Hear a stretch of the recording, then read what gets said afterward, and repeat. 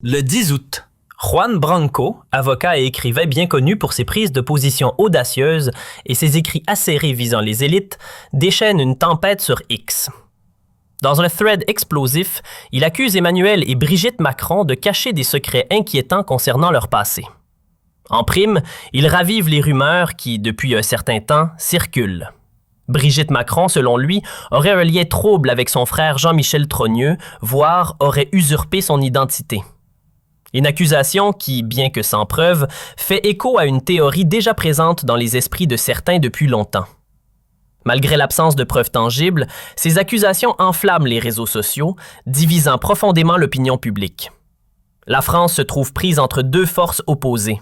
D'un côté, le Rassemblement national, RN, qui gagne du terrain à mesure que sa popularité monte, et de l'autre, un mur médiatique dressé par les élites pour étouffer les voix dissidentes. Le pays observe ce scandale avec une étrange combinaison de stupeur, de fascination et d'incrédulité. Le 10 août, un article de Valeurs Actuelles fait état des accusations de Branco qui pointent des incohérences flagrantes dans l'histoire officielle des Trogneux. Il relance une théorie conspirationniste vieille de 2021, pourtant rejetée en justice en 2024, mais qui continue de circuler dans certains cercles alternatifs. Cette théorie, soutenue par des personnalités internationales telles que Candace Owens, affirme que Brigitte Macron aurait volé l'identité de son frère Jean-Michel Trogneux.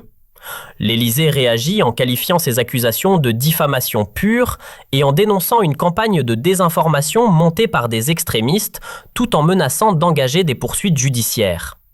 Cette affaire dévoile une fragilité choquante, une faiblesse qui menace de faire s'effondrer l'image impeccable du couple présidentiel, jusque-là présenté comme intouchable. Pourquoi ces accusations, pourtant réfutées par les tribunaux, continuent-elles à circuler? Pourquoi Macron semble-t-il si vulnérable face à ces rumeurs persistantes? Et qu'implique cette situation pour la France, l'Europe et les relations internationales, déjà fragilisées par une accumulation de crises géopolitiques, économiques et sociales? Examinons cette tempête sous tous ses angles, en décryptant chaque détail pour tenter d'en dévoiler la vérité. Sur X, des sources proches de Branco accusent directement. Les Macron dissimulent des vérités explosives que les Français méritent d'apprendre, et ils utiliseront tous les moyens pour me faire taire. Ces paroles résonnent comme un appel désespéré à la transparence dans un océan de mensonges, de désinformation et de récits imposés par les élites médiatiques. Le RN, désormais principale force politique suite aux élections européennes de 2024, dénonce sans relâche ce qu'il appelle le mur antifasciste, un instrument de plus pour marginaliser les voix dissidentes et maintenir l'ordre établi. Ce que les élites pensaient inébranlable est en train de s'effondrer sous la pression d'un peuple avide de vérité, soutenu par les réseaux sociaux et les médias alternatifs. Sous l'égide de Marine Le Pen et Jordan Bardella, le Rassemblement national, RN, défend une ligne politique sans compromis. La souveraineté de la France, la sécurité des citoyens et un retour à un sens commun de la politique. Ces principes trouvent un écho parmi de nombreuses figures conservatrices à l'échelle mondiale, telles que Donald Trump, Viktor Orban, Giorgia Meloni et Candace Owens, qui apportent leur soutien à Juan Branco dans sa croisade contre les récits imposés par les élites mondialisées. Le 12 août, lors d'une interview avec CNews, Branco déclare que l'Élysée exerce une pression judiciaire contre lui, allant jusqu'à menacer de poursuites pour diffamation et d'intimidation par des avocats proches du pouvoir. Ces accusations, bien que dénuées de preuves concrètes jusqu'à présent, reposent sur une théorie apparue en 2021 et relayée par des médias comme Le Figaro et Jeune Afrique. Selon cette théorie, Brigitte Macron aurait usurpé l'identité de son frère, Jean-Michel Trogneux. Bien qu'invalidée par la justice en 2024, cette rumeur persiste, relancée par Branco et amplifiée par Candace Owens, qui a même lancé une série YouTube intitulée « Becoming Brigitte » en mars 2025. Cette série, qui a captivé des millions de spectateurs, regroupe une série de témoignages et de spéculations, certes sans fondement concret, mais suffisant pour alimenter un débat mondial. Alors que l'opinion publique s'emballe, les hashtags #MacronScandale et #Trogneux enflamment X. Macron semble complètement désarmé face à une rumeur qui prend de l'ampleur sur la scène internationale. De son côté, l'Élysée a cherché à balayer les accusations de Branco d'un revers de main, les qualifiant de pure diffamation dans une déclaration relayée par Le Figaro le 13 août 2025. Une erreur stratégique monumentale qui n'a fait que jeter de l'huile sur le feu, renforçant encore l'attention mondiale sur ce scandale. Selon Le Point, Macron a dépêché une équipe d'avocats pour contrer les attaques, affirmant que les propos de Branco étaient sans fondement et qu'il cherchait à déstabiliser la présidence dans un climat géopolitique et social déjà tendu.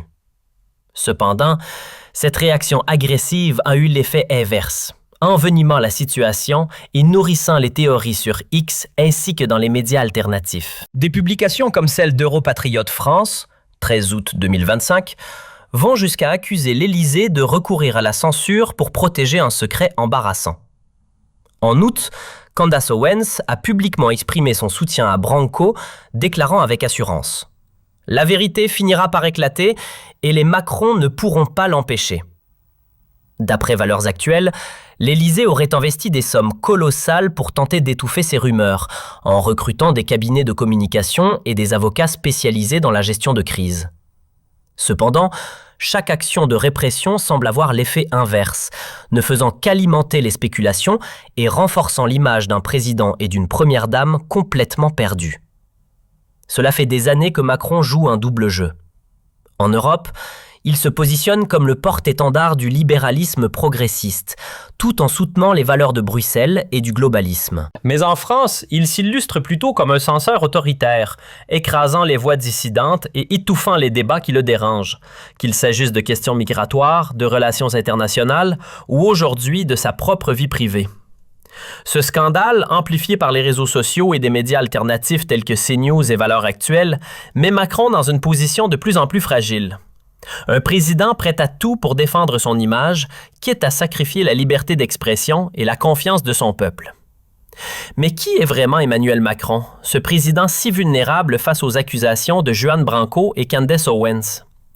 Il est grand temps de démasquer ce qui se cache derrière cette image lisse, soigneusement façonnée par des années de communication et de marketing. Macron, qui se présente comme le champion d'une modernité progressiste et visionnaire, traîne un passé douteux qui soulève de nombreuses interrogations sur sa crédibilité et sa légitimité. Imaginez un instant. Celui qui est censé mener la France à travers des crises économiques, sociales et géopolitiques possède un parcours jonché de scandales financiers et d'alliances suspectes. Il n'hésite pas à se vanter de ses années en tant que banquier chez Rothschild et de ses connexions rapides avec les élites mondiales, mais cela ressemble plus à l'histoire d'un homme opportuniste, charmeur et stratège. Ces récits ne révèlent pas une véritable authenticité, mais cachent une personnalité marquée par des ambitions démesurées et une habileté dans les manipulations. Sa gestion de ce scandale, telle que rapportée par Valeurs Actuelles, dévoile une inquiétude croissante. En menaçant Branco de poursuites judiciaires, Macron semble vouloir étouffer l'affaire, mais ce faisant, il ne fait qu'alimenter une controverse qui pourrait bien mettre en péril sa présidence. D'après Le Monde, août, l'Élysée aurait tenté de jeter l'opprobre sur Branco en le qualifiant de simple polémiste marginal. Mais cette tactique a échoué face à la résonance de ses propos sur les réseaux sociaux, où des millions de Français et d'internautes du monde entier débattent sans fin de la véracité de ces accusations. Bien que cette affaire ne repose sur aucune preuve concrète à ce jour, elle a ravivé des rumeurs de longue date, amplifiées par des voix conservatrices internationales et des médias alternatifs, exerçant une pression insupportable sur Macron. Souvenez-vous du scandale des retraites entre 2019 et 2020? Il a imposé ses réformes en toute discrétion, trahissant ses promesses de dialogue social et a provoqué des mois de manifestations violentes à travers tout le pays. L'homme qui jouait avec les règles économiques chez Rothschild est aujourd'hui celui qui manipule la Constitution française, contournant le Parlement à grands coups de 49. 3. Dès que ses objectifs l'exigent. Sa réaction face à Branco, en menaçant de poursuites judiciaires, n'est que la continuation de cette attitude. Un président qui préfère ignorer, minimiser et réprimer plutôt que de confronter la réalité avec honnêteté et transparence.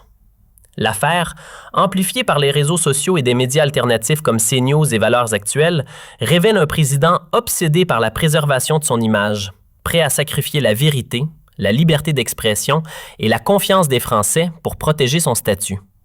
Selon Le Point Doux, l'Élysée aurait même cherché à exercer des pressions sur des plateformes comme X pour faire disparaître les publications de Branco. Si cette manœuvre se confirme, elle constituerait un véritable scandale pour la démocratie. Et que dire de cette arrogance intellectuelle qui frôle l'hubris? Les échecs successifs de Macron, notamment en diplomatie, témoignent d'une déconnexion flagrante avec les réalités nationales et les attentes profondes du peuple.